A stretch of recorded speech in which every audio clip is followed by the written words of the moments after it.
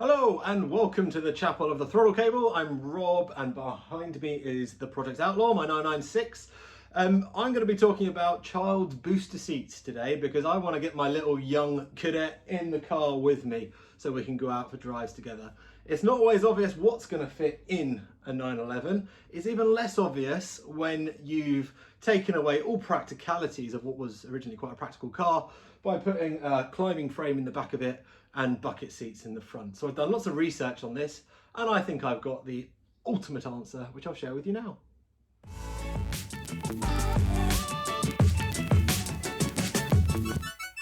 So what is the challenge of getting a kid seat in the back of a car? Well, it's not just related to a Porsche, because there's loads of cars like this where you have an issue of getting a child seat into it. Any car that has a form of a bucket recess that you need to get that child seat into, especially when it doesn't have Isofix, poses a challenge.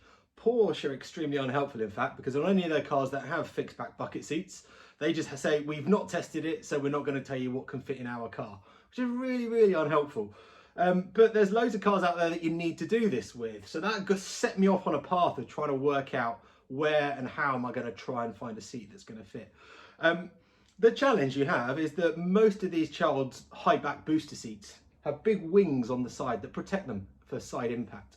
And that's great if you're in a big SUV with tons of space on the school run and you need to do that because there's nothing else there otherwise. But if you're in a sports car that already has an enclosed encapsulating seat, you've already got that great side impact protection and you just need the booster and the backrest potentially to go behind it. So where do you land up when you start looking for these things? Well, you end up going down a rabbit hole of different things online. And to be honest, the best resources for this kind of thing is where people are driving cars like Elise's or Caterham's, and they've got exactly the same challenge by design as any of these sort of cars with bucket seats in them. And it was the Caterham forum that came up trumps. And they said, and it's really obvious when you come to think of it, because if you had to think of one manufacturer that is really conscious of safety and looking after children, who would it be? Volvo. Yeah, so it's obvious. The people that make the seat are Volvo. Why I didn't look there in the first place is beyond me, because you end up looking at all of the kids' brands of seats. But anyway, the guys at Caterham went, yes, they have this seat. The purpose of the seat is actually as a third seat to sit on the rear bench where you don't have the space because you've got two other kids' seats next to it. So it's designed to be super, super slim, which is ideal. It's exactly what we need. And it has everything that you want. You can have it with or without Isofix. Without Isofix is what we need in a bucket seat. And you can buy the booster cushion seat and the backrest separately or all together. And it helps you route the seatbelt in the right place for your young person sitting next to you. So I have very fortunately now got my hands on one of these and I can tell you it fits. And I'm gonna show it to you now because it's right here next to me. So it comes in two parts, the booster cushion and the backrest. It all clips together very securely. It's nice and snug. And look how narrow it is. You can see me either side of it. There's two varieties of this, a posh one and a standard one. And I'm going to quickly whiz over to their website and show you the differences between the two before I give you some measurements on this seat so you can make sure it fits in your car. So I'm just on a website, swedishcaraccessories.co.uk. It doesn't matter where you pick this up from, but this just gives you an overview of what's available. So the first version of the seat is the wool version, the fabric version, the wool booster cushion and backrest. You've got a couple of varieties. So the whole seat is £225. That's the backrest and the booster. I say that because you can buy it separately. You can get just the booster, £100, or you can get the backrest, £125, and everything combined is £225. Second up is the posh version of the seat, so the leather version. This is rather nice and very high class for your younger passenger. £275, so it's not a lot more than the other seat, and as far as I'm concerned, it's easier to clean. So you might be destined for this just for the sake of convenience. Equally, if you just want the booster, £120, and if you want to add the backrest, £155, all together £275. So yeah, there's zero discount if you buy them bit by bit or everything all together. But as Volvo say, it's suitable for kids 15 to 36 kilograms between 3 and 10 years of age. I'll also say your kid should be facing backwards until 3 or 4 years of age. So as long as you're sitting in the realms of that, you can get your little young co-pilot up alongside next to you, which I think is a really nice touch.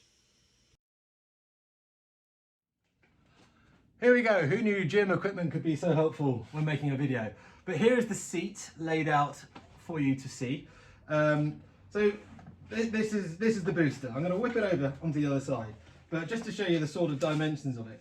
It comes together at the back here, 26 centimeters or 10 inches. And then there's some wings at the farther on the top side. Let's flip it back the other way to a maximum width here of about 40 centimeters or 16 inches. So it's really, really snug. When you get towards the front, you've got what, 37 centimeters, so 14 and a half inches.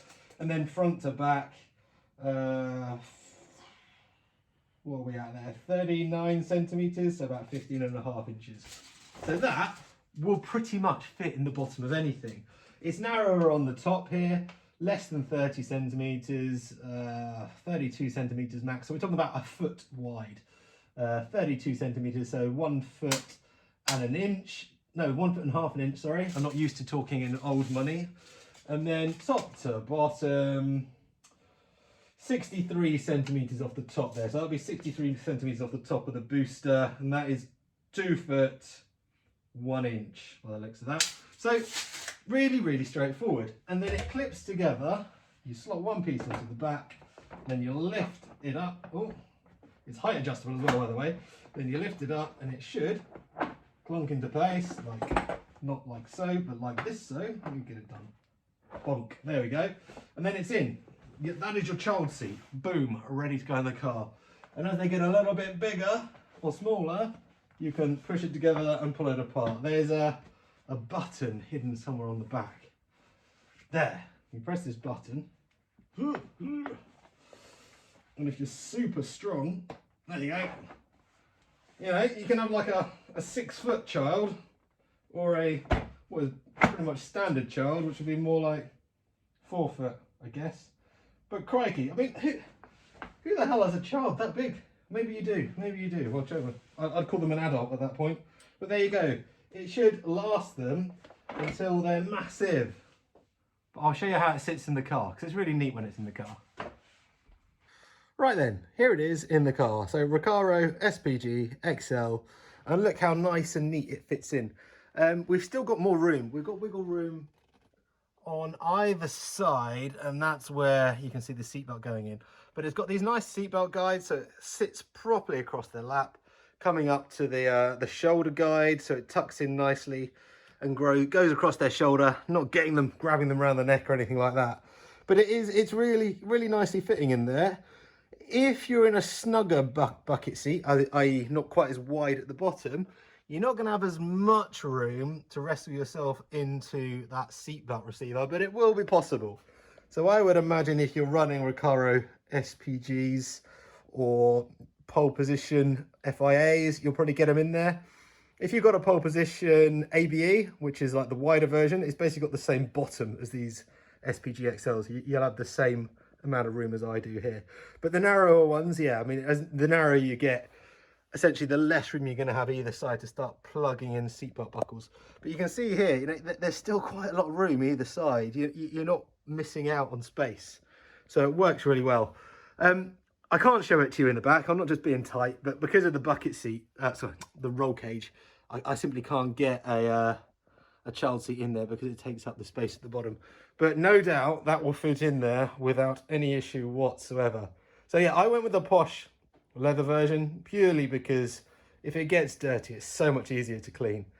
I will not let my little child eat in the car regardless. I'm militant like that, you know, unfair dad, but that's just life. If he wants to eat, we go in the family car. But there you go.